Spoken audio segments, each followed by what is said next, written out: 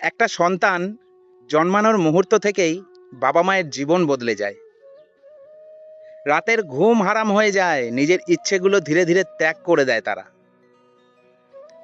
বাবা অতিরিক্ত কষ্ট করে, মা নিজের শরীরের যত্ন ভুলে সন্তানের যত্নে দিন রাত এক করে দেয়।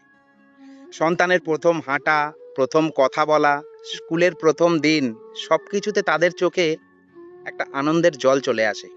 বাবা হয়তো নিজের নতুন জামা প্যান্ট কেনেননি কোনোদিন, বছরের পর বছর, কিন্তু সন্তানের পছন্দের খেলনাটা ঠিকই এনে দিয়েছেন তারা। মা নিজের অসুখ লুকিয়ে রেখে সন্তানের পরীক্ষার রাতে পাশে বসে থেকেছে তারা। স্বপ্ন দেখেছে আমার ছেলে মেয়ে বড় হয়ে মানুষ হবে, আমাদের চেয়েও ভালো থাকবে তারা।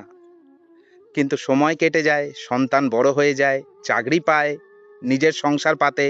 নিজের সংসার পাতার পর ধীরে ধীরে বাবা মা যেন বাড়ির এক কোণে সরে যেতে থাকে। কথাবার্তা কমে যায় তাদের সাথে, সময় কমে যায় কথা বলার। একদিন হঠাৎ সিদ্ধান্ত নেয় বৃদ্ধাশ্রমে থাকলে বাবা মায়ের যত্ন ভালো হবে। বৃদ্ধাশ্রমের ছোট্ট ঘরে বসে জানালার বাইরে তাকিয়ে থাকে, হয়তো আজ ছেলেটা আমার আসবে। বাবা চুপচাপ পকেট থেকে পুরনো একটা ছবি বের করে দেখে, ছোট্ট শিশুটি তার কাঁধে বসে হাসছে। সেই হাসির জন্যই তো জীবনের সব কষ্ট তারা হাসি মুখে সয়েছিল। কিন্তু আজ তাদের সবচেয়ে বড় কষ্টটা টাকার অভাব নয়, শরীরের অসুখ নয়, কষ্টটা হলো অবহেলার।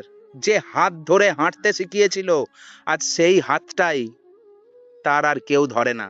একটা সন্তানকে বড় করতে যত কষ্টই হোক, বাবা মা কখনো হিসেব রাখে না। কিন্তু বৃদ্ধাশ্রমের নীরব ঘরগুলো জানে, অভিমান জমে থাকলেও ভালোবাসা কখনো কমে না। কারণ বাবা মা হওয়া মানে শর্তহীন। বন্ধুরা, যদি তোমাদের এই বাস্তব কথাগুলো একটুও তোমাদের মনে জায়গা করে থাকে, তাহলে বাবা মাকে আজই সময় দাও। কারণ সময় থাকতেই ভালোবাসাটা বাবা মাকে জানানো খুবই দরকার।